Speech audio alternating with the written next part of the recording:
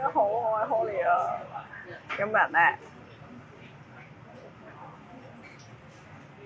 ，hello，大家好。有冇人喺度咧？咁咧，我咧又出咗去啦。係啊，我簡直覺得我係出街開 live 嘅心不死。咁咧，我係知道咧上星期嗰個 live 咧，中間有啲位咧係窒得好緊要嘅。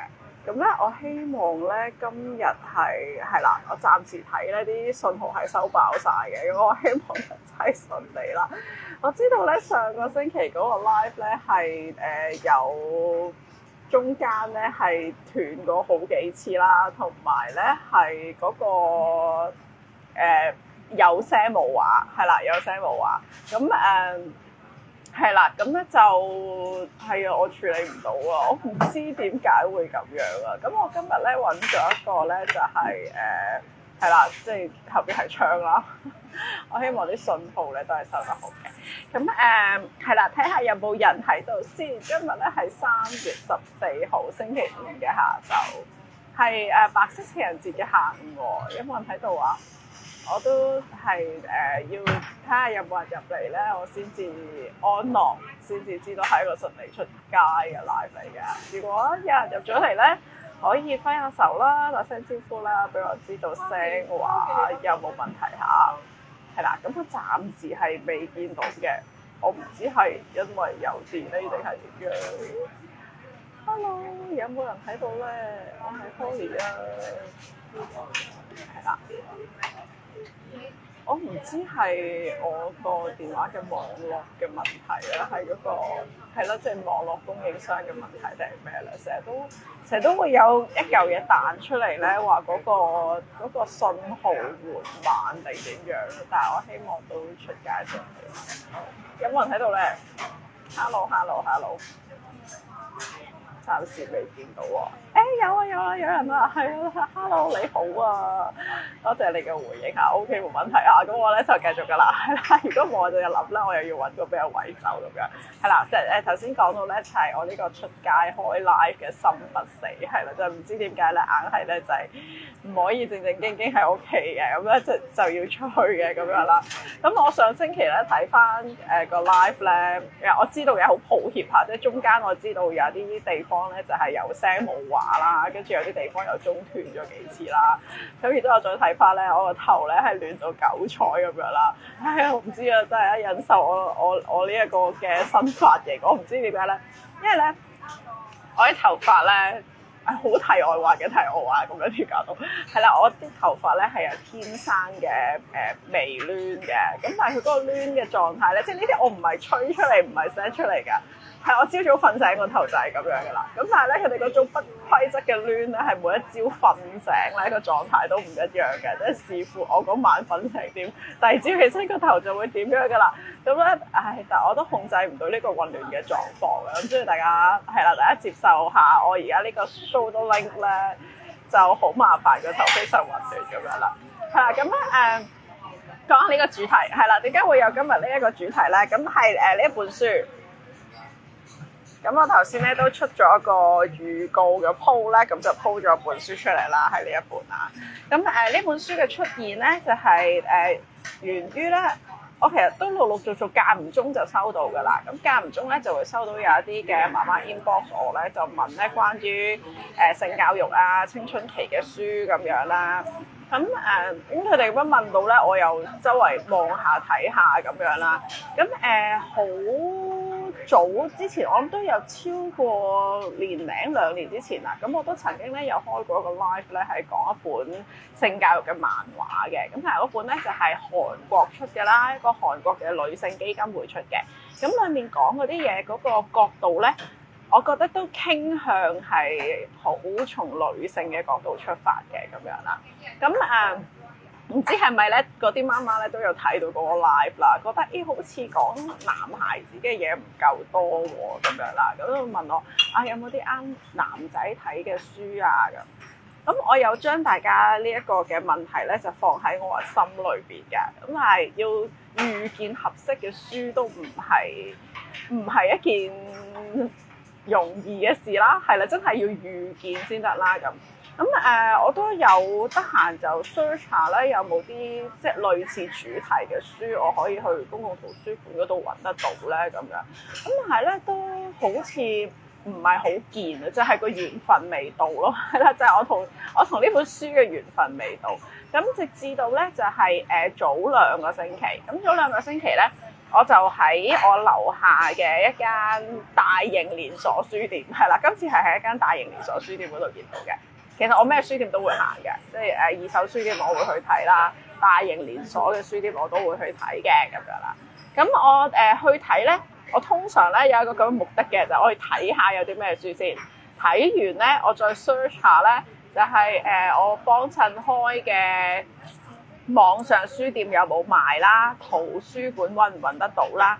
咁如果圖書館揾到，咁我首選係會去咗圖書館借先嘅。咁然之後咧，即都冇啦，咁我就會揀咧，就睇下喺我訂開書嗰間網上書店訂唔訂到啦，都冇啦。咁今次就係呢一個狀況，就係我睇完呢2個源頭都冇嘅時候咧，咁我就好啦，咁我就買啦。咁我就喺大型連鎖書店就買咗啦。咁啊，因為我咁啱真係就係喺樓下嗰間書店見到呢本書，咁我又揭過嚟睇咁樣。咁係啦，咁呢一本書咧就係台灣出版嘅，係一本台灣出版嘅書嚟嘅。冇啦，冇辦法啦，各位，我真係揾唔到再貼近啲我哋嘅處境啦嚇。咁啊，之前嗰本係韓國嘅，即係婦女基金會出啦，呢本咧就係台灣嘅出版社出啦。香港咧，我仲未揾到啊！即係如果大家有揾到係香港出又覺得係 OK，關於性教育嘅書咧，我都歡迎大家話俾我知，係啊，話俾我知。咁呢本咧係台灣出嘅，台灣嘅出版社出嘅。咁都貼近啲係華人文化啦，係啦，即係上次嗰本係韓國㗎嘛嚇，咁南韓啦嚇。咁今次呢一本咧就係好近嘅啫，搭9個字飛機就去到嘅台灣出㗎啦咁樣。咁我買咗之後咧，因為佢講到明咧就係小學生啊嘛，咁我就想知咁究竟咧小學生睇完又會有咩感覺咧？會唔會淨係大人覺得 OK， 小學生睇完會覺得好老土、好説教定係點咧？咁我都想知道咧小學雞第一身嘅感受。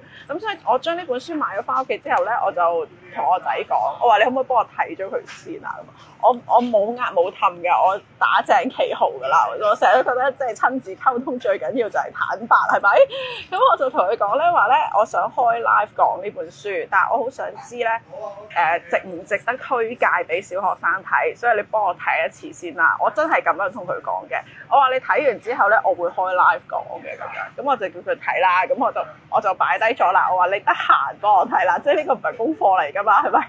所以我同佢講話，你得閒你就睇咗佢啦咁樣。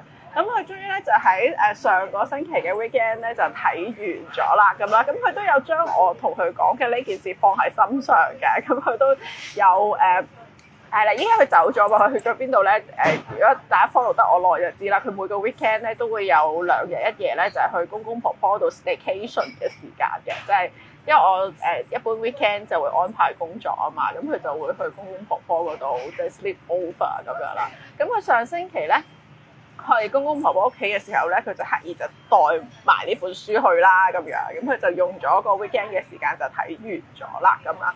咁佢睇完咧，我就問佢喎。我問佢覺得好唔好睇嚇？我未睇嘅，我當時係未睇嘅，因為我想佢睇咗先啊！我唔想我睇完咧，我自己先入為主有一啲感覺，我想聽咗佢講，佢覺得點先咁樣啦。咁佢俾都幾高評價喎。咁我有啲誘導性嘅問題問佢嘅，即係我話呢本書你有冇啲認同嘅地方，或者即係唔認同嘅地方啊咁樣啦。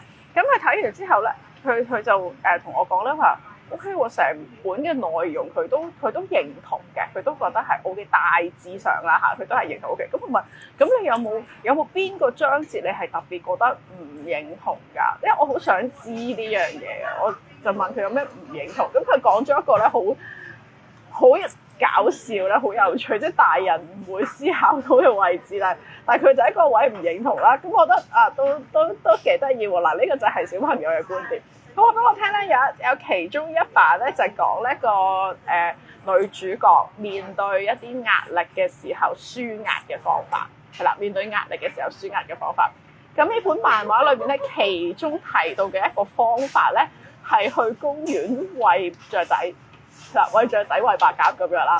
咁咧佢咧就掀開嗰頁俾我睇，跟住話香港餵飼野生鳥類咧係犯法嘅，係違法嘅行為嚟嘅。咁佢咧就揭開嗰頁同我講咧就係，呢一個行為我係唔認同嘅，係啦，即係你就算要舒壓咧，唔應該咧就係餵飼野生雀鳥咁樣啦。咁佢就係呢一個 point 唔認同啫。我話冇啦，你淨係得呢一個唔認同咋咁樣？佢話係啊，香港係唔應該餵飼野生雀鳥嘅咁樣啦，係啦，唔好係啦，唔好餵飼野生雀鳥。咁我嚇。哦，係，咁我 get 到啦，咁我知道，佢唔認同呢個 point，即係除咗呢個 point 之外，佢其餘都認同喎。咁我又再問佢，咁有冇邊一個章節你係特別深刻㗎咁樣啦嚇？即係邊一個你特別有印象？咁佢都有講到俾我聽嘅。咁其中一個咧係關於網絡安全嘅部分咧，佢係幾深刻嘅咁樣嚇。咁我一陣都會講個章節俾大家聽。咁跟住我又再問佢啦，話即係如果呢本書5粒星滿分，你俾幾多粒星啊？你覺得值唔值得睇啊？咁樣，咁佢就4.5啦，咁4.5，哇4.5好高噶咯喎，差唔多爆燈噶咯喎。咁佢話係啊，咁樣係咯，除咗餵飼野生雀鳥嗰度，我其他都認同咁樣。我佢就形容話，我覺得都係一本幾好小學生學嘢嘅書，佢係咁樣形容嘅，一本小學生用嚟學嘢嘅書咁樣咯，咁係啦，咁一個小6嘅男孩子睇完有一個咁樣嘅評價啦，咁大家可以去睇下啦。咁我 po 咗嗰個咧話我買咗本書叫我仔睇嘅嗰個 po 咧出咗之後咧，咁就有一位媽媽 inbox 我嘅，咁佢就 inbox 我就問我咧究竟係邊本書，咁我都有講俾佢聽嘅，即係。係啦，即係通常咁樣 inbox 問得我咧，我都會答嘅。所以大家如果有想知道啲乜嘢嘅話，其實歡迎大家 inbox 我嚇。咁佢就問我其實係邊本書啊？佢好想同小朋友睇咗先咁樣啦。咁我就講咗俾佢聽係呢一本咁。咁佢咧就去咗書店嗰度揾啦。咁佢都揾咗噶啦，已經。咁亦都有咧喺書店嗰度好似打書釘咁咧，就同小朋友睇咗一啲啦。咁嗰位媽媽咧，佢之後又覆返我喎。咁佢話，因為我出嗰個 po 嘅時候咧，我有提到咧係關於人際關係啦、戀愛啦同埋欺凌。咁我特別 highlight 咗呢3個 point 咁樣嘅。咁佢就話佢去咗唔係圖書館，去咗書店。去咗書店咧揭嚟睇嘅時候咧，覺得欺凌嘅部分其實得好少啫喎咁樣。咁我話係嘅，因為本書咧，呢本係本大包圍嘅書嚟嘅，佢唔係一本專講欺凌嘅書。基本上咧，佢係大包圍到一個部分咧，就係你喺高小階段裏面遇到嘅問題都有咁滯㗎啦，係啦，即係你高小階段會遇到嘅關於人際上面啦、戀愛上面嘅事，因為欺凌我特別 highlight 啫，其實欺凌都係一種人際關係裏邊嘅課題嚟㗎嘛嚇，咁所以其實佢係一本關於人際同埋即係其實戀愛都係嘅，即係戀愛都係人際關係裏邊其中一個課題嚟嘅咁樣啦，咁係啊，佢唔係一本專講欺凌嘅書嚟㗎，佢係一本大包圍嘅書嚟嘅，不過係比較重就係喺人際關係嗰度咯。咁你喺高小階段一切會遇見嘅人際難題咧，基本上都包得7、8、9㗎啦。係啊，我覺得都包得7、8、9㗎啦。而點解我覺得就算佢欺凌只係好輕輕咁樣賴過都好啦，其實係講緊咧真係欺凌，好 exactly 欺凌一個咁樣嘅主題，就有2個章節去講。但係咧貫穿晒成本書咧，有好多唔同嘅部分咧，我覺得都冇離開到個主軸嘅，就係你做人要有底氣啦。係啦，你做人要有底氣。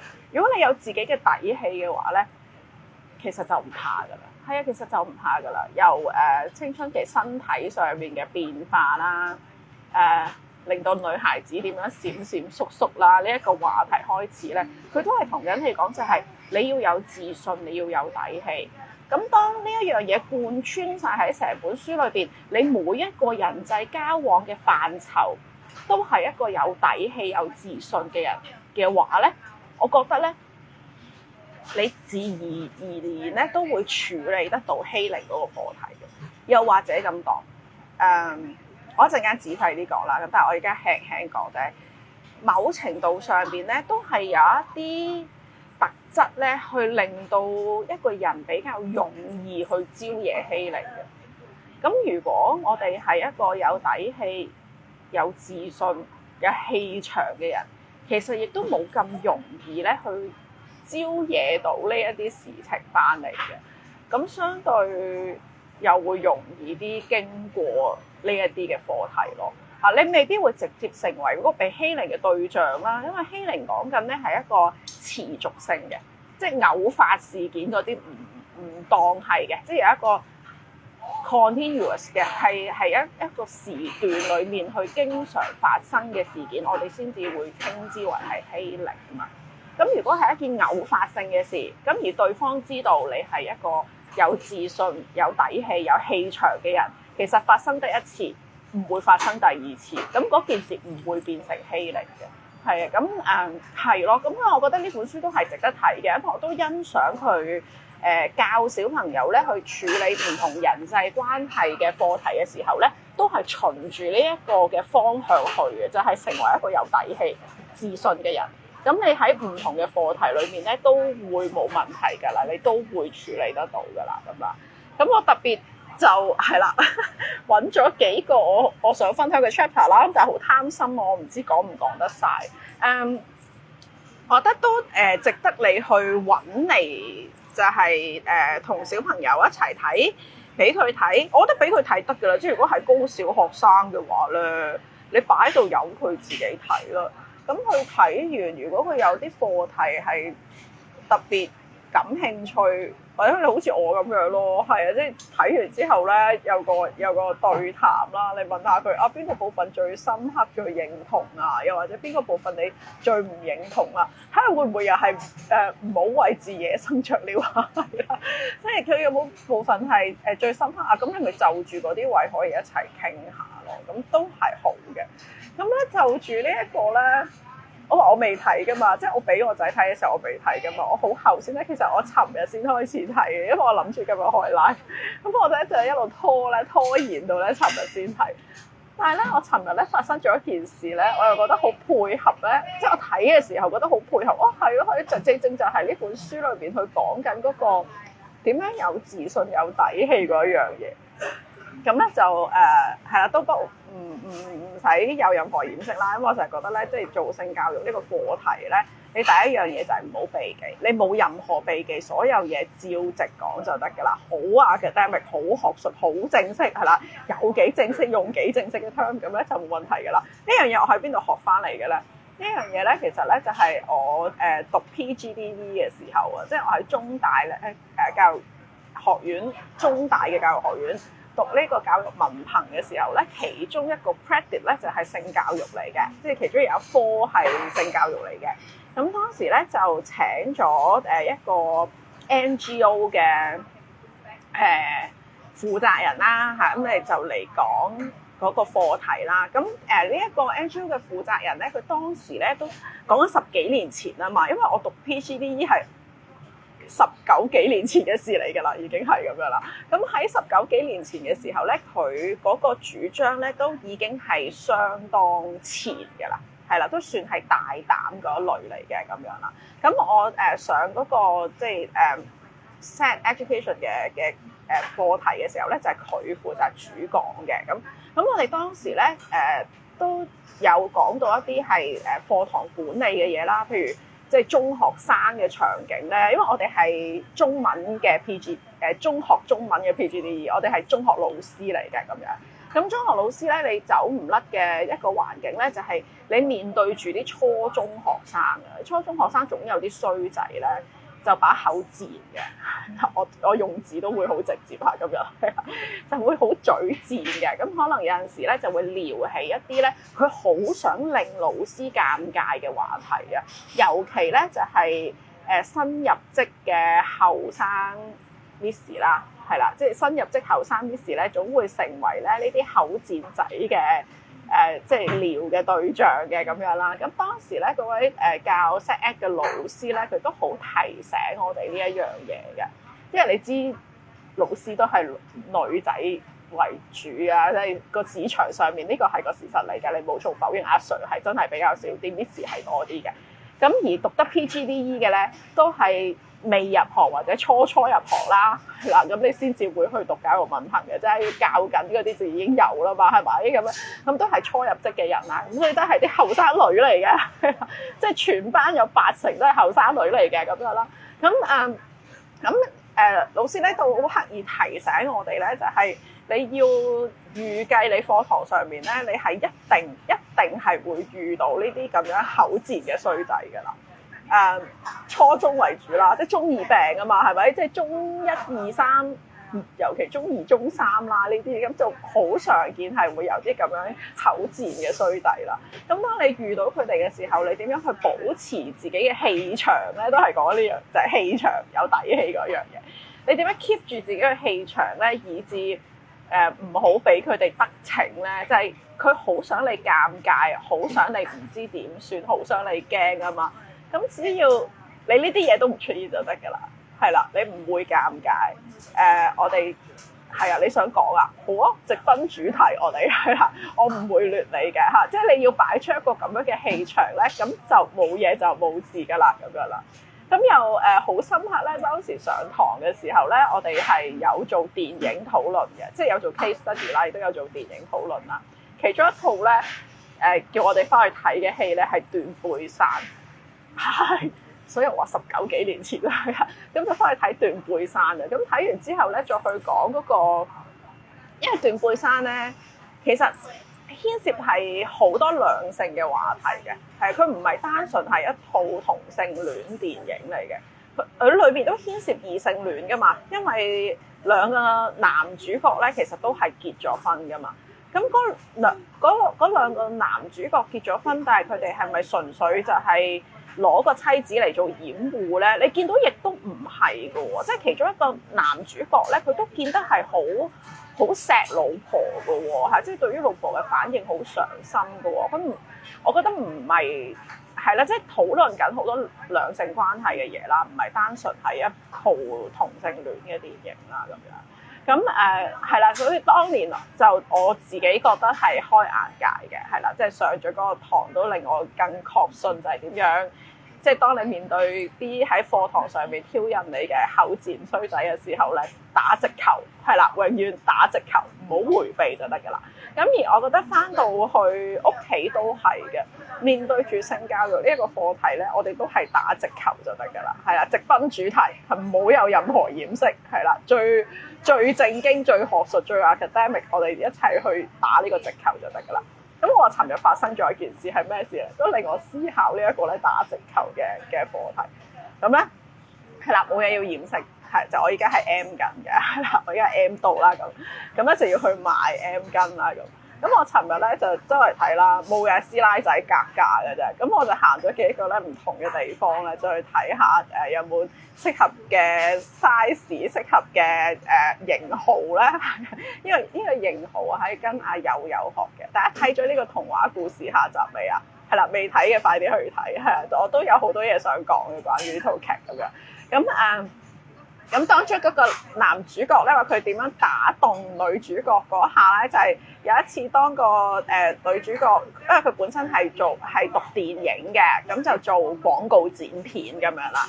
當佢哋拍緊拖嘅時候咧，有一次個女主角就好忘我咁樣咧，就喺度剪緊片啊，就不停講晒粗口咁樣鬧個客咧，就話改來改去啊，我嘅人生就係為咗改你啲片啊咁樣，一路鬧一路喺度做咧。就由朝做到黑，就完全唔記得晒時間咁樣啦。咁佢甚至乎係忘記咗咧，男主角其實係坐咗喺佢後邊等緊佢約會嘅，即係嗰晚本身佢哋係有 dating 係有約會出去。咁但係因為女主角臨時要做嘢嘅緣故咧，咁佢就好忘我咁樣喺度剪片，一路講晒粗口，一路鬧個客，一路喺度剪咁樣啦。咁已經忘記咗咧，男主角即係坐咗喺佢後邊等緊佢。咁佢喺一路埋怨佢行嘅時候咧，都有好多本身應該係內心獨白嘅嘢，你都講埋出口啦。即係除咗啲粗口之外啦，另外就係講，唉死啦！2個星期都冇桶過垃圾啦，因為你知台灣咧，佢哋唔係日日有垃圾車㗎，即係佢要等逢135定係24攞個垃圾車出嚟咧，喺你屋企樓下響住嗰個富豪雪糕車嘅音樂，跟住啲人先至跑落去抌垃圾㗎嘛。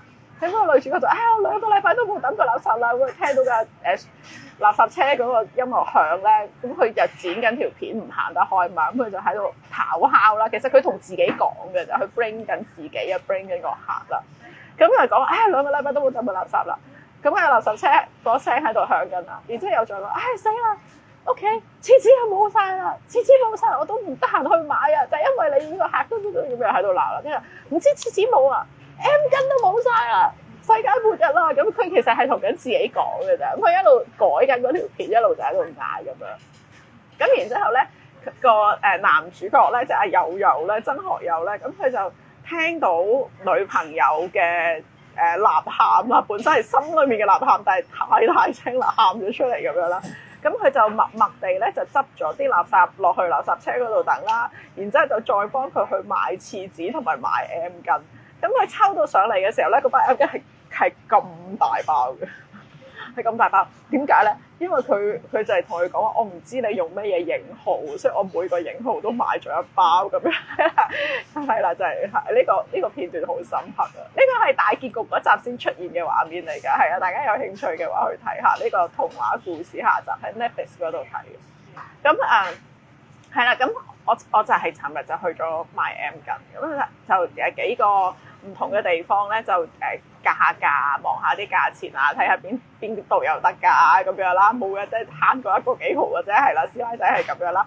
咁我終於咧就去咗一間日本藥妝嗰度，咁就睇啱咗咯喎，喂正嘢特價咁樣，咁我就買啦。咁我就拎到去 cashier 嗰度就俾錢嘅，好正常咁俾錢。我都唔知點解，但係嗰間係日本藥妝2個 cashier 都係男孩子嚟嘅喎，咁都係男仔嚟嘅，咁20-30歲嘅男仔咁樣啦。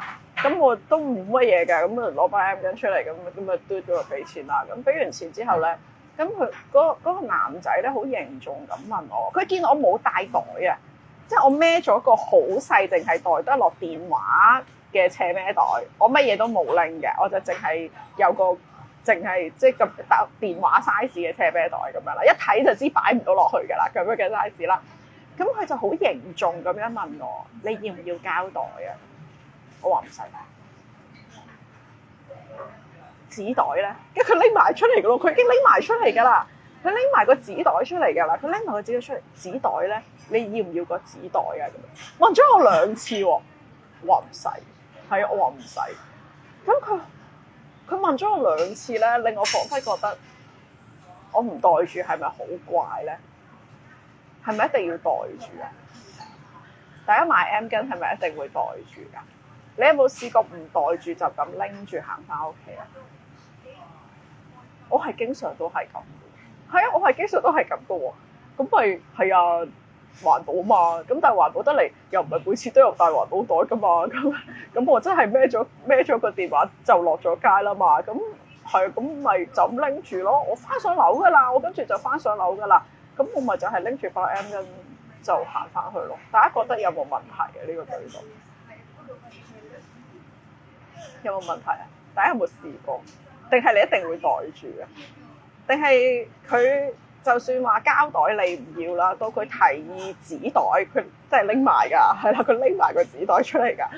你係咪會用咗嗰個紙袋？你係咪會要咗嗰個紙袋入住佢先至走？我本身冇諗呢樣嘢，但係佢問咗我2次咧，就令我一路行嘅時候咧，我就喺度諗呢個問題：拎住包 M 巾喺條街行係咪有問題？咁我又諗起另一樣嘢，咁咧就前排咧咁有一個係未試過試下，係啦冇問題，但係未試過試下，大家一齊試下係咪？試咗就冇嘢㗎啦咁樣啦。咁我就又諗起一樣嘢咧就係同中學同學傾開，咁佢傾開偈咧就講開咧啲中學嘅時候發生嘅，咁唔知點解講起呢個話題，係啊，年紀大啊，即係想當年念舊姐行出嚟，係所以就咁樣念舊姐行出嚟，咁咧就講起咧我有個同學咧男仔嚟嘅，佢唔知有次做乜嘢咧，就係俾個女仔咧就係攞咗個銀包玩嗰啲啦，即係啲嬉戲打鬧嗰啲啦，咁咧就俾個女仔攞咗個銀包，就係 lunch time 嚟嘅，咁佢哋出街食飯嘛，冇咗銀包冇錢點食飯咧？咁佢就嗰個女仔咧就將個銀包擠咗落自己個裙袋嗰度咁樣啦。咁嗰個男仔咧就好心急啊，因為喂 lunch time 趕時間咯，我真係要出去食飯，冇時間同你玩。咁個男仔咧就一時情急底下咧，就伸咗隻手咧落個裙袋，個女仔個裙袋，即係整蠱佢收埋佢銀包嘅嗰個女仔，個校裙個裙袋嗰度就想潛翻自己個銀包出嚟，因為佢銀包俾個女仔拎咗嘛，係啦，咁佢為咗攞翻自己個銀包嘅啫，咁佢就潛隻手咧落個校裙嘅裙袋度想潛翻自己個銀包出嚟啦，點知一拎出嚟嗰下咧，就兩塊 M 巾飛咗出嚟。就劈咗喺地下，係啦，即係都好常見啦。大家袋住 M 巾係校裙袋係咪？咁就係咁樣啦。咁佢伸隻手入去想潛翻自己嘅銀包，一拎出嚟嗰下咧就劈咗兩包 M 巾咧就喺地下嗰度咁樣啦。咁而即係自此之後咧，呢個男仔咧就俾人起咗個朵啦。係啊，就喺佢個名前面加咗 M 巾兩個字。咁就俾人起咗個朵，即係一路即咁樣嗌佢個名啦，咁樣啦。咁你發現係㗎，即係學生時期咧係好中意咧拎呢啲嘢嚟玩嘅。我本來有一單嘢仲想講嘅，不過費事影響校譽唔講啦。都係喺我屆嗰啲同學發生嘅，都係關於 M 巾事嘅，仲要係關於代課 miss 嘅事嘅，係啊，咁但係費事影響校譽啊，所以唔講啦。呢單大家有興趣知嘅，私下揾我再講俾你知，係好爆嘅一樣嘢嚟嘅。係啊，就係呢樣嘢嗱，點解會成為玩嘅課題咧？點解會成為取笑嘅對象、主角、道具？其實就係因為呢樣嘢，大家覺得避忌咯。係啊，就係因為避忌啫嘛。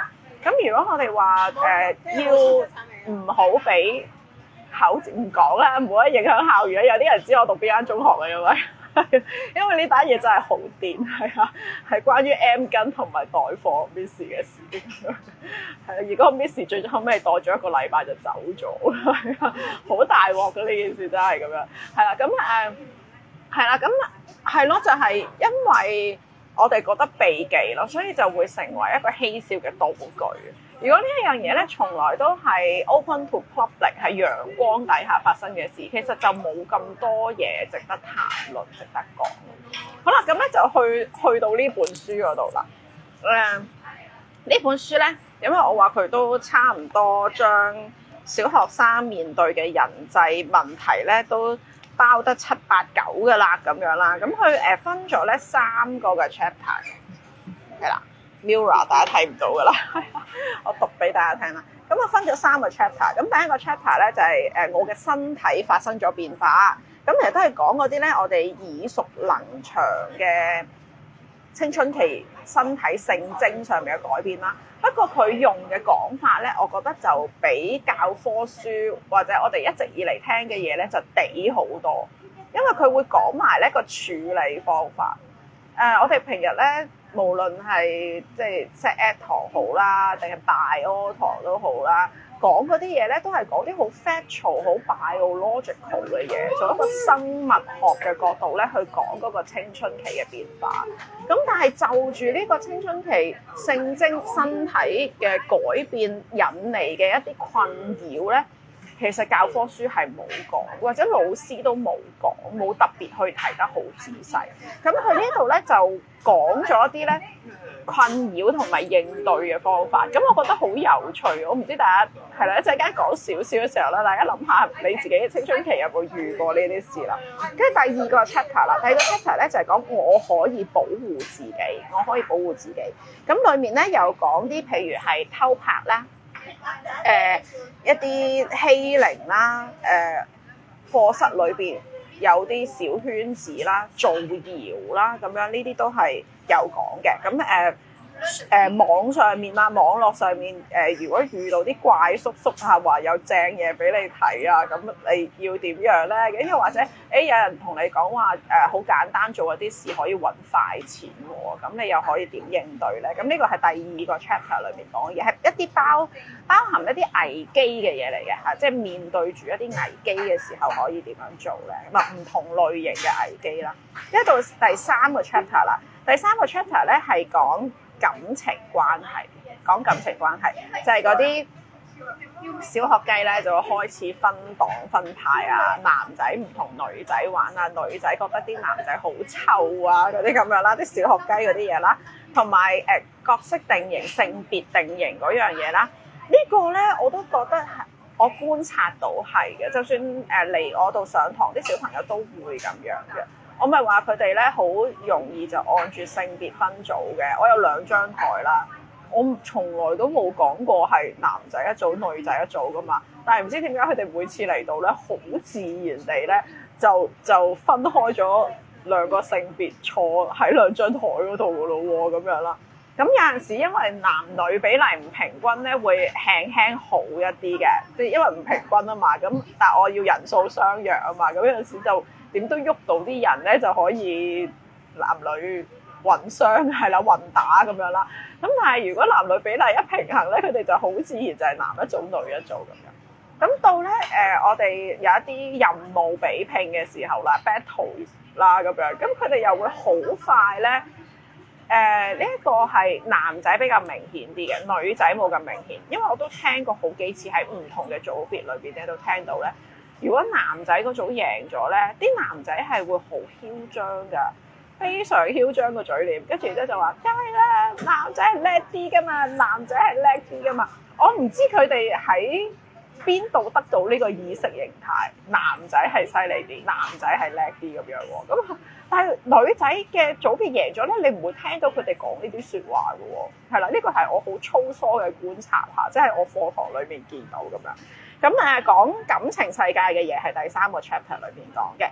咁頭先講嗰啲咧，角色定型、性別定型嘅嘢啦，男仔可唔可以中意公仔嘅咧？嚇，男仔可唔可以手巧嘅咧？定係一定要做啲力量型嘅嘢先得嘅咧？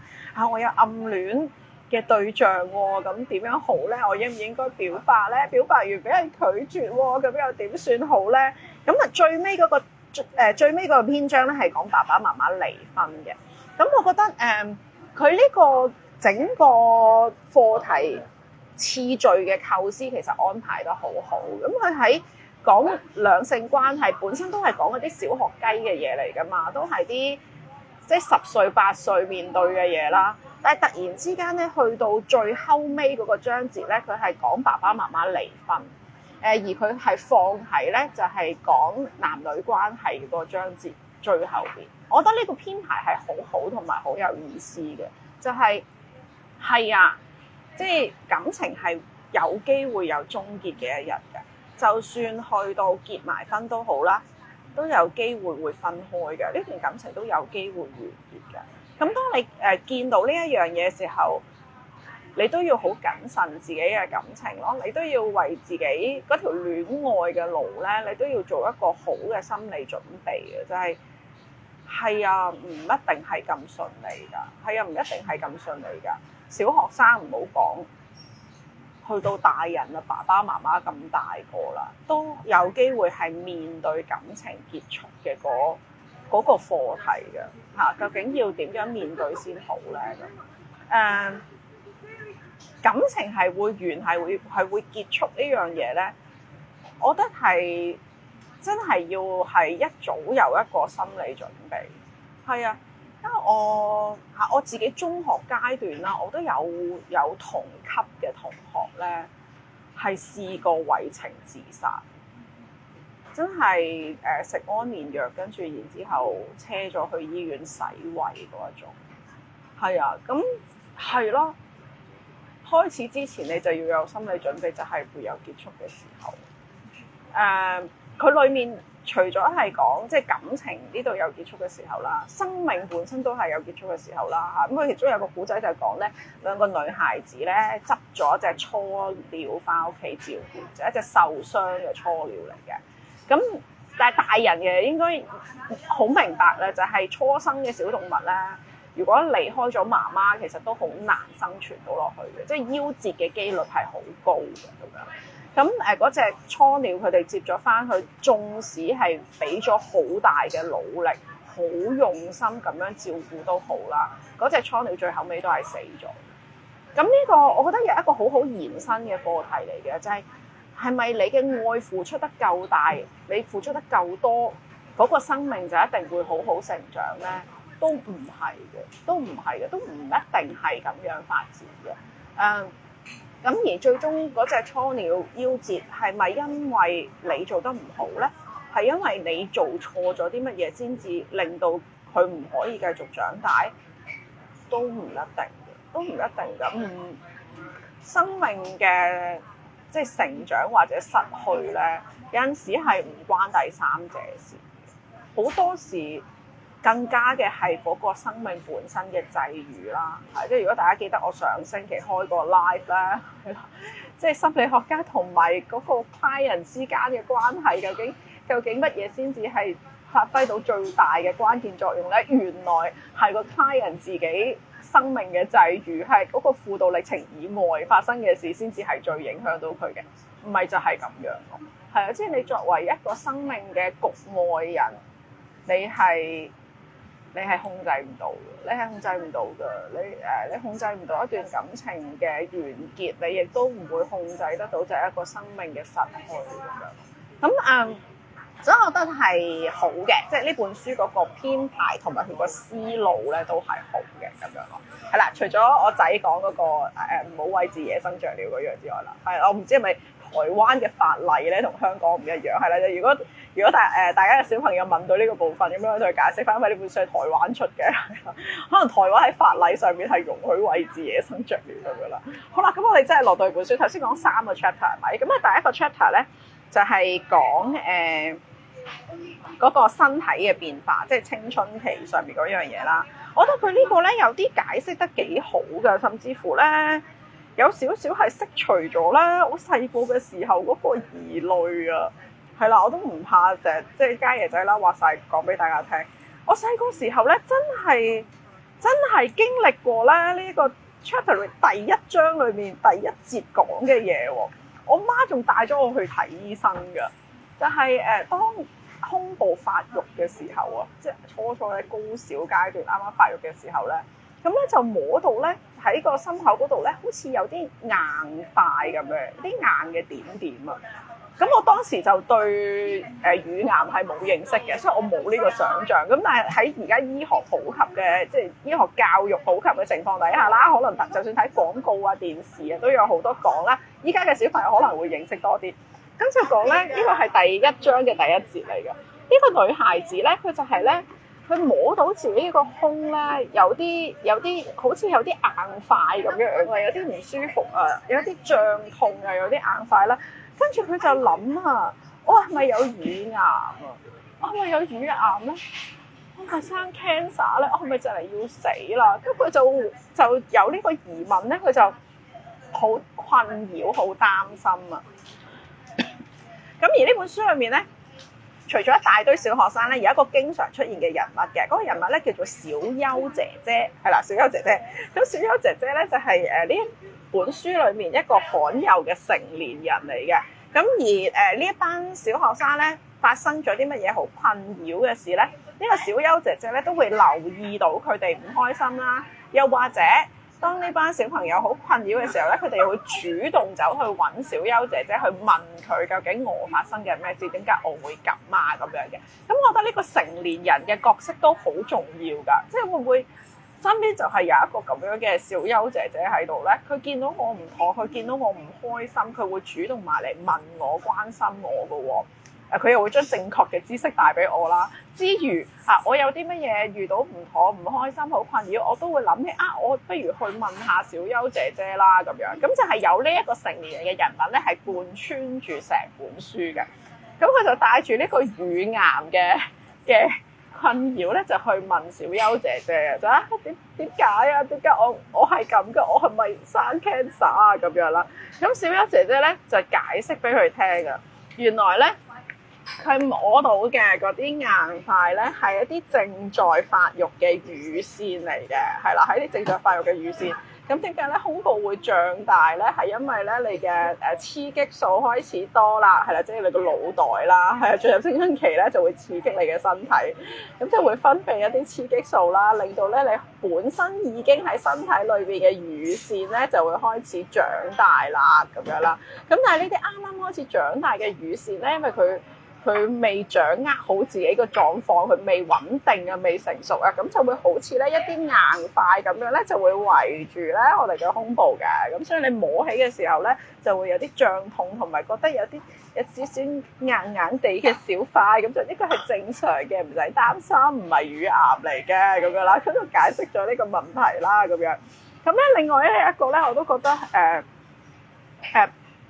可能媽媽唔知點樣同小朋友開口咧，覺得呢個 chapter 都係好嘅，就係教點樣揀胸圍啦，係啦，就唔好貪靚買嗰啲有鐵線啊、lace 啊嗰啲咁樣啦，揀啲全面嘅舒適嘅咁樣啦，咁樣啊咁去到嘅時候點樣着咧先至舒服咧，佢都有講埋嘅，係啦。咁我覺得呢個唔係淨係女孩子要知，我覺得男仔都可以知嘅，即係知道嘅嘢咧就唔神秘㗎啦嘛。即係你覺得要攞嚟笑攞嚟玩咧，其實就係因為一知半解啊嘛。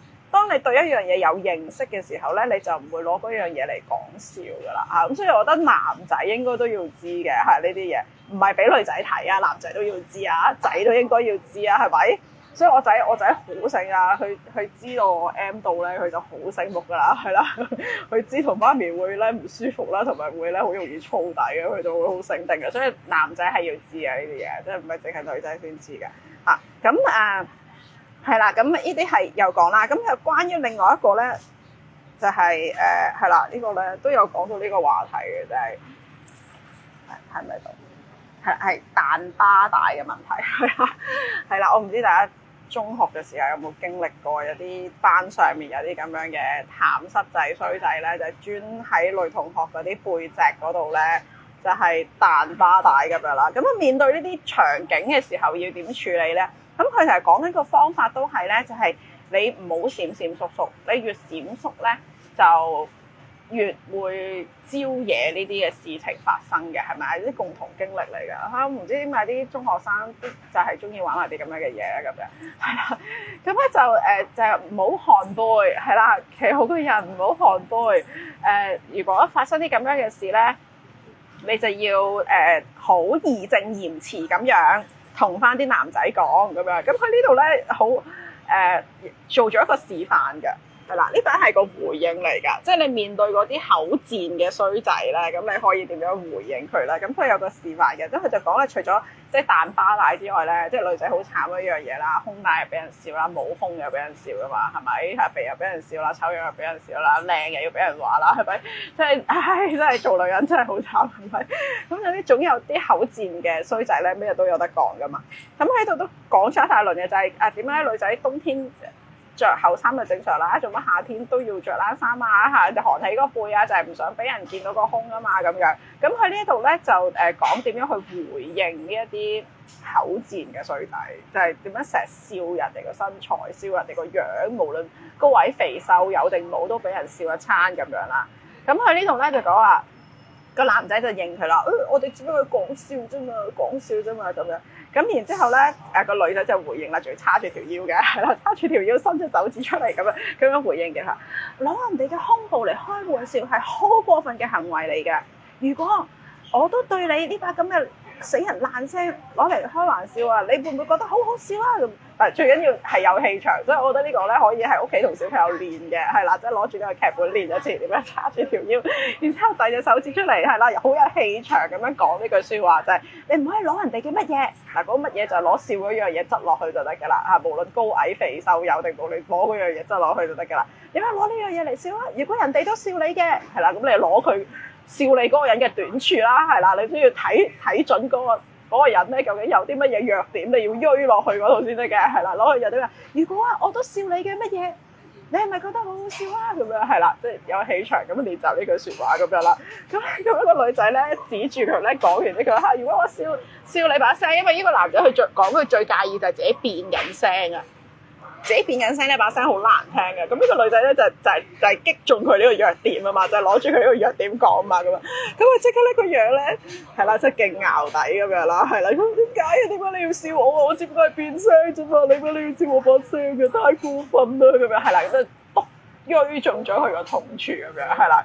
咁佢即刻就係啦，感同身受咁樣啦，係就明白，呢個都係大家係青春期嘅改變，係啦，你有呢個改變，我有呢個改變，扯平啦，冇嘢好笑嘅咁樣啦，咁我覺得都幾好嘅，呢個可以攞嚟做一個劇本咧，喺屋企練習下一個有氣場嘅對答，係啊，咁你都可以，尤其係嗰啲平日比較溫文嘅小朋友咧。俾佢知道個方法，我覺得好好啊，係啦，即係佢要有個方法袋住喺個袋度，就係我面對呢啲言語上面嘅欺凌，其實呢啲係欺凌嚟㗎，其實呢啲係言語上面嘅欺凌嚟㗎，咁你就知道個應對嘅方法咯，係啊，就係你都要有一個準確嘅眼光，就睇到緊對面嗰個人佢最在意、佢最介意自己嘅係啲乜嘢，咁佢個回應就有力啦，咁樣啦，係啦。咁另外一個咧，我都覺得好得意咧，好搞笑，但係又好真實嘅。咁就係講咧呢一個咧，就係有體毛嘅問題啦，係啦，就係身上面生，你好似個手指咁，其實係個毛字嚟嘅，因為 mirror 咗啦，係生毛啦，即係身體唔同嘅部分生毛咧，又俾同學笑喎，咁樣好煩啊，真係好煩，乜嘢都笑得晒。咁一次呢個係男孩子嘅身上發生嘅，咁就講佢咧開始咧。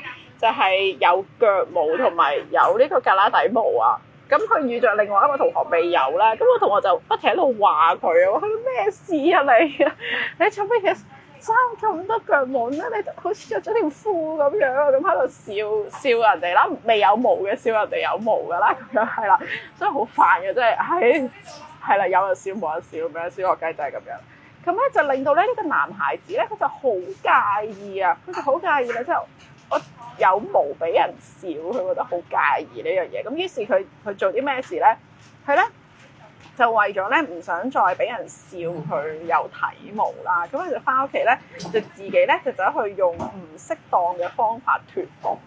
係啦，咁嗰個唔適當嘅方法咧有好多種嘅，包括亂咁掹啊，或者嗰啲咩黐膠紙啊、啲封箱膠紙咧黐落跟住嚓咁樣搣起嗰啲，諗下都覺得好痛嗰啲咁樣，總之用咗啲唔恰當嘅方法咧就去除佢嘅體毛咁樣啦，咁而導致咧係啦，導致佢嘅毛囊發炎，佢用咗唔適當嘅方法脫毛，導致毛囊發炎啊！係咪好真實啊？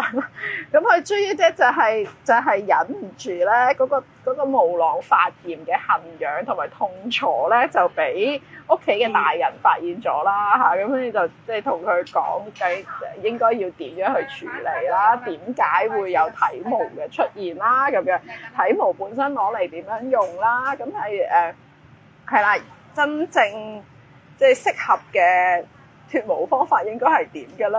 咁樣咁亦都有咧教埋剃鬚喎，係啦。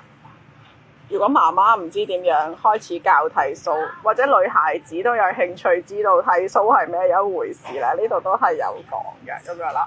咁佢呢個方法咧都好正統嘅，就係佢教嘅呢個方法，你係要買剃鬚膏嘅。咁如果你屋企嘅男孩子咁啱要剃鬚嘅話，作為一個成人禮係啦，買一支剃鬚膏咯，咁就試下咯，睇下好唔好用啦，我唔知啊。咁我教點樣洗乾淨塊面啦，跟住咧，然之後就搽剃鬚膏。嗰個剃鬚膏咧係可以軟化啲鬚，令到咧嗰個斑緊嘅皮膚咧唔好咁容易咧因為剃鬚而剃損嘅。咁佢都有解釋呢一啲嘅環節㗎嚇。咁就係啦，咁你就可以係啦，就可以同你嘅仔或者女咧一齊去鑽研下究竟點樣剃鬚嘅方法啦，咁樣係啦。咁咁呢個就最後尾呢個他朝君體也相同又好笑啦，就係、是、嗰個笑佢嘅男同學咧，後尾都生咗腳毛啦。咁咧兩個擁有飛毛腿嘅人咁樣咧，佢就問佢：喂，你之前有腳毛嘅時候點處理啊？咁樣啦，係啊，咁呢個都係一個好有趣嘅，即係你成為咗一個先鋒啦。咁嗰啲生暗瘡嗰啲唔講啦，咁我就跳去後邊咧第二個 chapter。咁啊，關於身體嘅部分大致上係咁樣啦，即係大家掌握嗰個思路喎，嗬，就係佢點樣去帶出一項困擾，然之後佢會話俾你聽咧，應對呢個困擾嘅方法，包括應對人哋笑你嘅時候點樣回應啦，同埋係正確去處理嗰樣身體轉變嘅方法咁樣咯嚇。咁呢個就係關於身體改變嘅嗰樣嘢啦。咁啊進入第二個 chapter 啦。第二個 chapter 咧頭先講就係保護自己。個 chapter 叫做保護自己嘅，但係其實成個 chapter 講緊嘅就係一啲面對危機嘅時候應該要有嘅反應啦。咁我其中揀咗呢一個咧，我覺得都係好直接嘅，係啦，好直接咧可以讓小朋友知道原來咁樣係有問題嘅喎。而呢樣嘢我哋平日咧憑空咁樣咩都冇咧，好似好難講，好似好難分享呢個主題咁啊！就係一個關於咧偷拍嘅主題。咁佢呢度咧就講咧有個女孩子咧，佢去到公園嘅時候咧，突然間有個哥哥咁出嚟啦。呢個哥哥都貌似好眉好貌咁樣嘅，係啦，即係都唔係出到嚟係一個即係怪叔叔咁樣嘅樣嘅，都係好眉好貌嘅咁樣啦。咁就同個女孩子講咧話啊，我覺得你好可愛啊，可唔可以幫你影相啊？可唔可以同你影張相啊？咁樣啦，咁就攞住相機咧就同佢影啦。咁開頭咧都係正路咁樣就喺度影嘅，影下咧就叫佢咧行上樓梯喎，行到好高嘅地方咧，然之後低炒去影佢喎。咁你知咧低炒就係出事啦，做咩要低炒咧咁樣？咁喺呢個時候咧，小優姐姐又出場啦。我覺得佢作為一個成年人咧，佢會貫穿住成本書咧，去指出一啲小朋友本身唔知道係有問題嘅地方嘅。咁呢個女孩子佢影相嘅時候，即係一心覺得即係啦，我個美貌真係好適合拍低，係啦，咁佢就好 enjoy， 好享受。有人話佢好可愛，要幫佢影相咁樣，咁佢一啲都冇注意到咧，原來呢個係一個危險嚟嘅。咁所以小優姐姐咧就喺呢個時候就跳出嚟啦，即刻就捉住嗰個男人啦，然之後同佢講就係你究竟影咗啲咩相啊？嚇，攞出嚟睇下咁樣嚇，咁啊見到啲相要全部 delete 曬佢咁樣啦。咁其實就係講緊係拍裙底嗰樣嘢，係就係喺小朋友冇危機意識嘅情況底下咧，俾陌生人影咗裙底啊咁樣啦。咁之後咧就成個章節就講呢一啲可以留意嘅地方啦，譬如大個啦要點樣做咧？譬如換衫要喺房換啦，係啦，換衫時候記得要拉窗簾啦。我唔知呢一個咧係咪喺台灣好常見咧，係偷拍咧嘅狀態啊！呢度講得好多嘅，即係點樣去應對嗰個偷拍嘅狀況。佢甚至乎有講埋咧，去旅行嘅時候咧，即係譬如入 camp 又好啦，住酒店又好咧，教小朋友，其實我都唔識喎，我都係睇咗呢個先知。教小朋友分辨咧係單面玻璃定係雙面玻璃喎。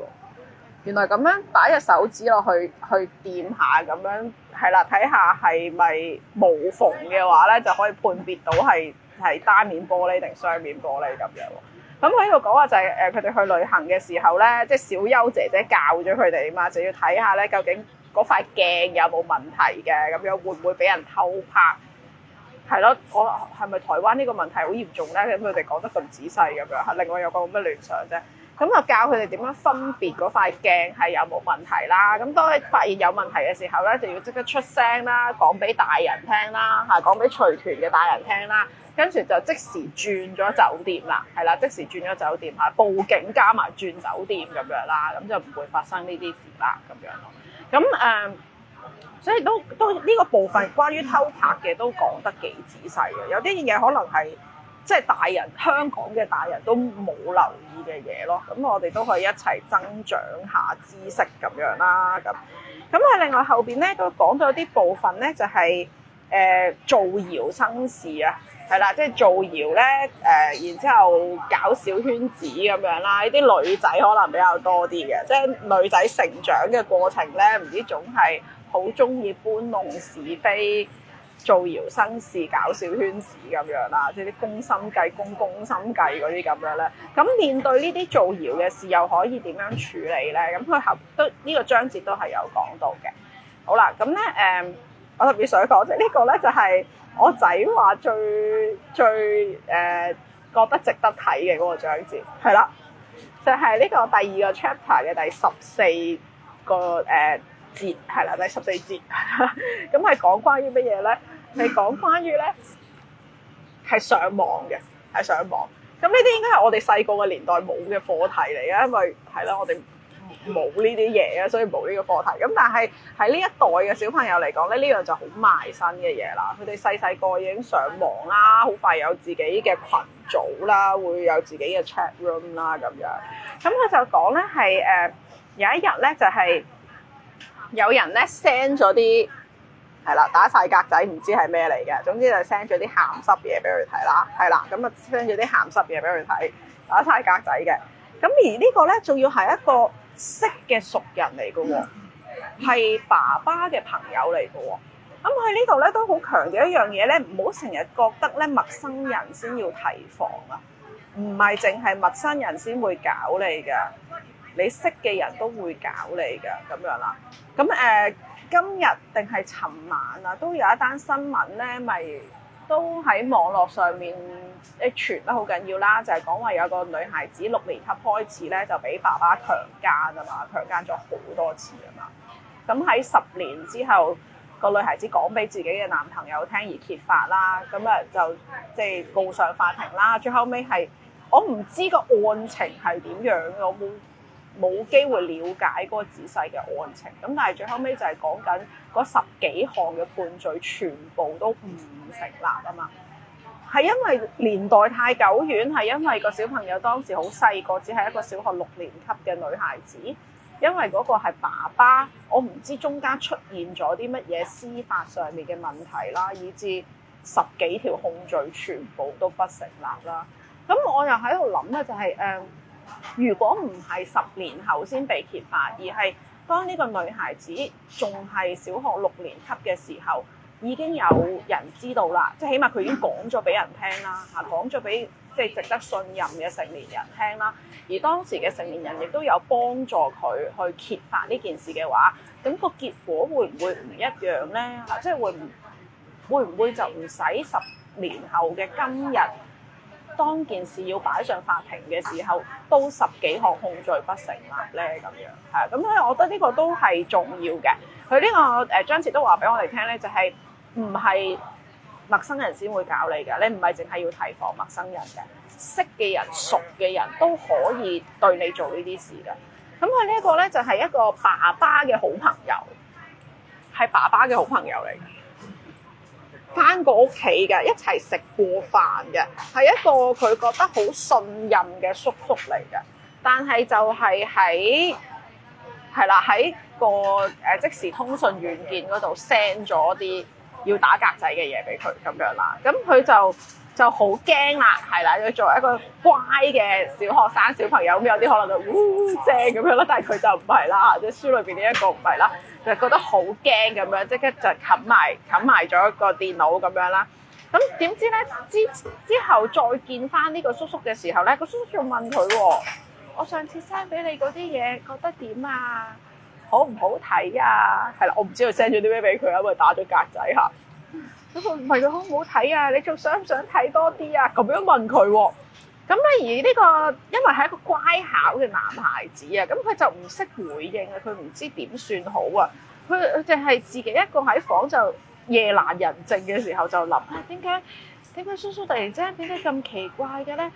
我希望佢唔好再同我講啲咁樣嘅嘢啦，唔好再 send 呢啲嘢俾我啦咁樣。咁但係點知咧呢個叔叔咧仲變本加厲喎！見到佢嘅時候咧，仲問佢去唔去佢屋企玩啊？咁樣就捉住佢啊，話可唔可以攬下你啊？嗰啲咁樣啦。咁喺呢個時候咧，佢就諗起咗咧，記起小優姐姐曾經講過嘅嘢啦，係啊，就係話如果忍讓同沉默，只會令到加害者得寸進尺。面對你覺得唔舒服嘅言行，要大聲咁講唔好咁樣。咁佢就喺呢個關鍵嘅時刻咧，即係個叔叔咧喺度無手無腳嘅時候咧，喺個關鍵時刻記起咗小優姐姐講嘅嘢，所以佢就喺電梯口咧超大聲，呢個係個電梯口嚟嘅，喺個升降機嘅門口啦，咁啊勁大聲咁樣咧就爆泄啦，佢就講啦：叔叔，你唔好掂我！亦都唔好再 send 嗰啲嘢俾我啦，咁樣係性騷擾嚟㗎，咁樣係啦，咁佢就喺個 lift 門口爆泄就講咗呢一句啦，跟住然之後咧就跑走咗啦，係啦，爆完先記得走，係啦，唔係淨係爆泄咁簡單，係啦，爆完先要走，咁佢咧就跑走咗啦，咁樣啦，咁然之後咧翻到屋企咧，就係爸爸發現佢個樣又唔妥啊。咁啊好啦，呢個好爸爸啦，咁就發現咧個小朋友個樣又唔同，問佢咩事啦，咁然之後小朋友咧就俾咗嗰啲打晒格仔嘅嘢佢睇啦，就話你個 friend 啊，你個 friend 咧 send 啲咁嘅嘢俾我睇啊，咁樣啦，咁就最後尾嗰個結局咧就係拉咗嘅，係啦，警察，咁佢哋係報咗警，係拉咗叔叔嘅，係啦，呢個係爸爸個好朋友嚟嘅喎，係啦，咁就報警拉咗佢嘅咁樣啦。咁警察都特別講啦，係啦，即係好多時其實性騷擾或者性侵嘅加害者咧，都係熟人嚟㗎嚇，所以唔好以為係熟人咧就放心咯，你都要識得判別咧乜嘢係恰當同唔恰當嘅身體接觸咁樣啦嚇。咁另外都有啲 case 嘅，咁呢度講咧就係譬如去派街招啊，話試堂健身室試堂係啦。話健身室試堂，跟住兩個同學仔咁樣講，正喎，免費試堂，不如去試下啦。咁點知，上到去嗰間 gym room 嘅時候咧，乜人都冇嘅喎，淨係得個導師同埋佢兩個細路喺度咁樣喎嚇。咁跟住就呢個就教育電視意味比較重啲嘅，咁跟住即係就跳出嚟講，哇咁樣係好危險嘅，我哋快啲走啦，唔好試啦。咁樣就拉咗個同學仔走啦，咁樣啦嚇。咁啊有呢啲場景咧去講，即係。點樣去處理唔好同陌生人獨處一啲唔熟悉嘅地方啦，係熟悉嘅都唔好啦，係啦，即係唔好同陌生人獨處啦，咁樣嚇，即係係啦，有好多唔同呢啲嘅危機面對嘅時候可以點處理嘅咁樣啦。咁亦都有一個我覺得都係好近好埋身嘅，即係近呢幾個月不停講太空遊嘅呢個問題咧。我估大家都有睇過天水圍嗰條片呵，我唔係講緊兩男一女嗰條喎，係兩男一女嗰條大家都應該有睇過啦嚇，都係講咗食咗太空油，跟住喺個屋苑嘅停車場嗰度啊，唔知做啲乜嘢咁樣啦。咁另外一條都係喺天水圍發生嘅咧，喺輕鐵上面啊嘛，影住一個樣真係初中生樣嚟嘅，即係。中一咯，即係中一咁樣嘅樣，仲要係乖嗰啲樣嚟嘅喎，即係唔係話着得好潮咧，好入時。話入時呢個字真係好唔入時，即係唔係話出去玩嗰啲樣嚟嘅喎，係書蟲樣嚟嘅喎，即係紮住條短馬尾，着件好樸實嘅 PE 衫咁樣嘅一個女孩子，初中女孩子嘅樣，就係。好明顯就係溫溫頓頓，腳步浮浮，啱啱嗨完嘢咁樣啦。我覺得呢個都係咯，都係一個生態上面嘅改變嚟嘅。你話以前咧，啲小朋友或者年輕人咧接觸毒品咧，可能係因為去 party 啦，跟住群眾壓力又好，自己貪玩又好，咁樣喺一啲場合底下咧去接觸到毒品，然之後試咗咁樣啦。咁你都要有個場所，一個去玩嘅場所，先至會出現呢一件事。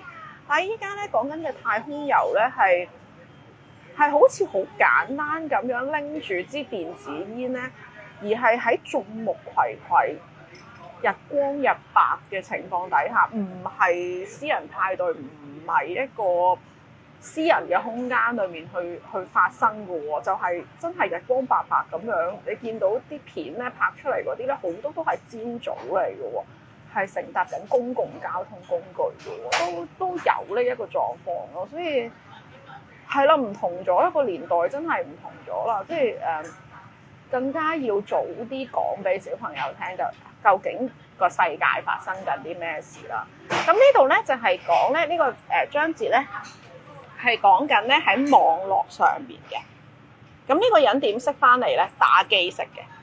係啦，呢個又係好埋身啦。即係如果你個小朋友係有玩 online game 嘅話，係啦，即係佢係有玩 online game，而 online game 講緊嘅就係佢可以接觸呢個世界裏邊任何一個陌生人，係因為任何一個人都可以玩嗰隻 game，都可以進入嗰隻 game 嘅 chat room 㗎嘛。咁就係講佢哋玩 online game 嘅時候咧，就喺上面咧識咗一個大哥哥啊，係即係佢哋眼中嘅大哥哥啦。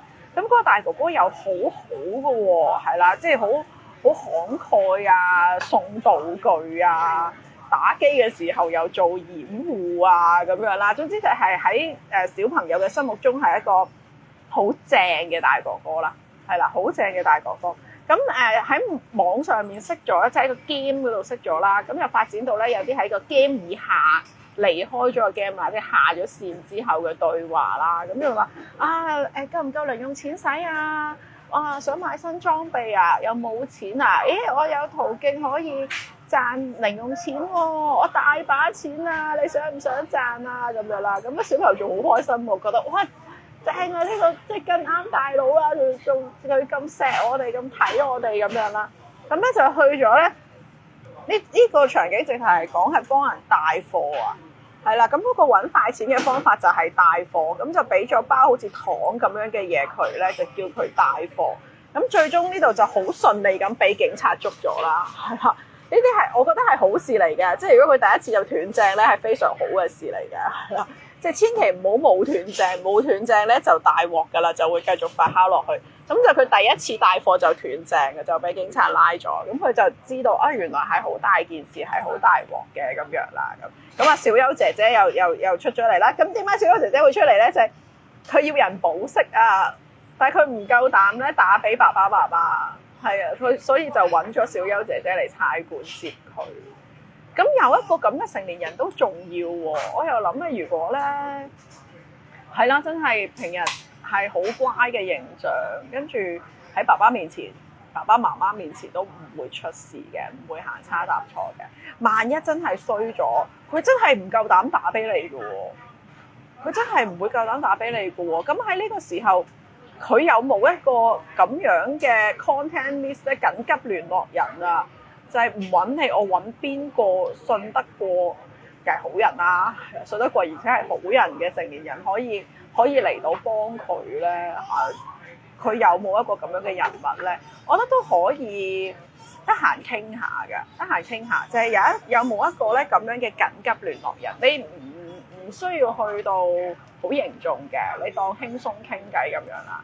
如果你發生咗啲急事、危急嘅事，我唔知你哋遇過啲乜嘢危急嘅場景啦，你哋可以就攞一件真實曾經發生過嘅一件危急嘅場景啦。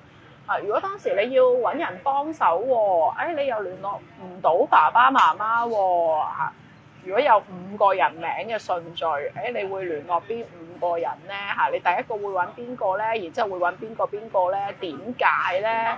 咁你都可以問下佢啊，等佢自己又心裏面有個預算，可能從來冇諗過㗎，可能之前從來都冇諗過。咁呢一刻可以一齊諗下咯，就係除咗爸爸媽媽以外，可以信任嘅緊急聯絡人有邊啲咧？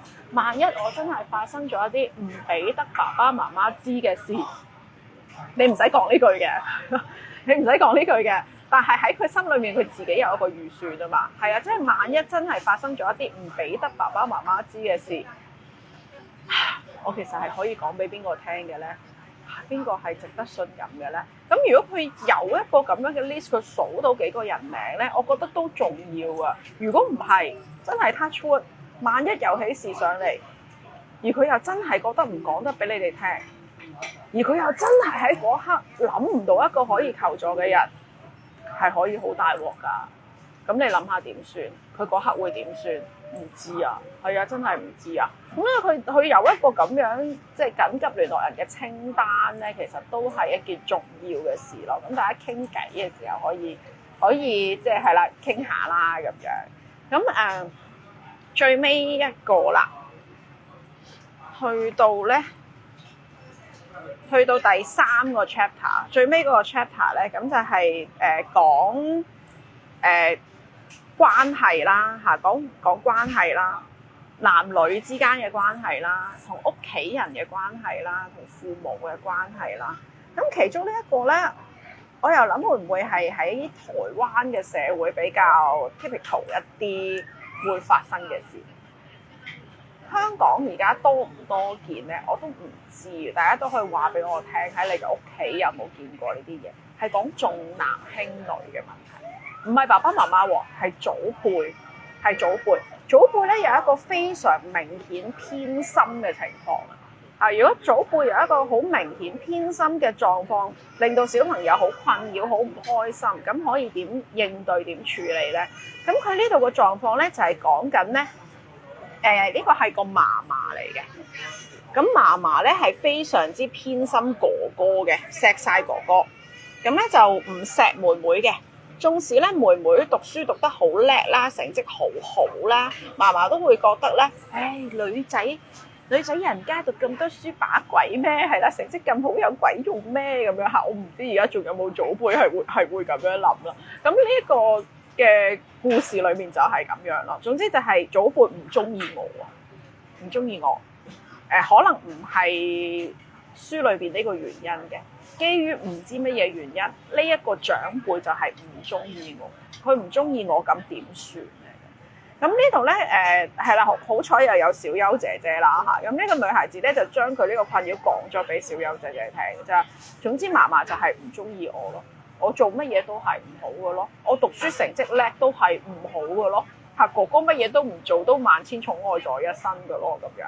咁佢就好失望咧，就係佢明明已經好努力讀書，佢以為咧佢憑住呢個努力讀書嘅成績咧可以得到嫲嫲嘅稱讚，但係嫲嫲都係冇咯，嚇覺得so what 係啦，即係你係女仔啫嘛，你讀書讀得叻咁又點咧咁樣？咁可能我哋屋企唔係 exactly 呢個狀況嘅，但係會唔會都有一啲就係長輩咧莫名其妙偏心嘅情況出現，而令到小朋友唔開心咧？咁小優姐姐嘅解釋咧就係啊，我哋係好難改變上一代嘅諗法，係啦，呢個都係我成日同大家講噶，即係你唔好諗住要改變啲屋企人啦，唔得噶，即係我哋只可以改變自己，係啦，同埋模造一個理想嘅環境，讓我哋嘅小朋友向好嘅方向發展，但係我哋唔會改變得到上一代嘅概念嘅。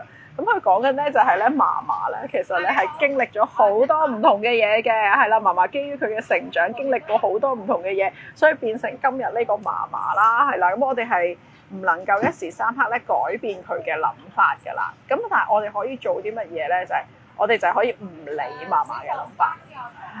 小優姐姐用嘅方法就係同佢講：咁你自己讀書讀得好，你考到好嘅成績，你開唔開心啊？咁個女孩子就答佢：覺得開心啊！佢覺得自己都叻㗎，係啊，我可以考得咁好，我都叻㗎，我開心啊！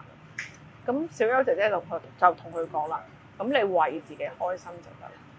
係啊，你知道自己做緊一樣啱嘅嘢，然之後你為自己開心就得啦。係啦，唔好理嫲嫲，係啦，唔好理嫲嫲啦，係啦。咁你就為自己開心啦，因為你做緊一件令自己開心嘅事，一件正確又令自己開心嘅事，咁就夠啦咁樣咯。係啦，咁都係翻去就係我頭先一路講有底氣嗰樣嘢。我價值係咪源於嗰個長輩對我嘅肯定咧？定係我知道我肯定自己做緊一件對嘅事，我知道自己嘅能力去到邊，我就會因為自己呢個能力而欣賞自己，我就會咁樣去肯定自己咧，而唔係靠嗰個長輩去肯定咧。呢個都係嗰個底氣嗰一樣嘢啦。咁係啦，咁所以我覺得呢本書咧，總括嚟講都係嗰個思路都係好好嘅嚇。咁所以就推介俾大家啦。咁佢叫做漫畫小學生自我管理青春期篇，佢係有好多本嘅，有好多冊㗎。咁我咧就冇逐本睇，係啦，因為我喺書局揭嘅時候咧，咁我覺得呢本講嘅嘢咧比較貼近之前幾位媽媽問我嘅嘢啊，咁我所以就攞咗呢本啦。咁但係其實咧佢係有咁多冊嘅，係啦，有咁多冊嘅。咁範圍咧包括有呢個時間嘅管理能力啦、自主學習能力啦、挫折忍受能力啦，同埋呢一本講青春期嘅。咁但係如果有興趣咧，都可以去書局揭下啦。係啦，咁你覺得啱嘅適合小朋友嘅課題，你都可以帶俾佢咯。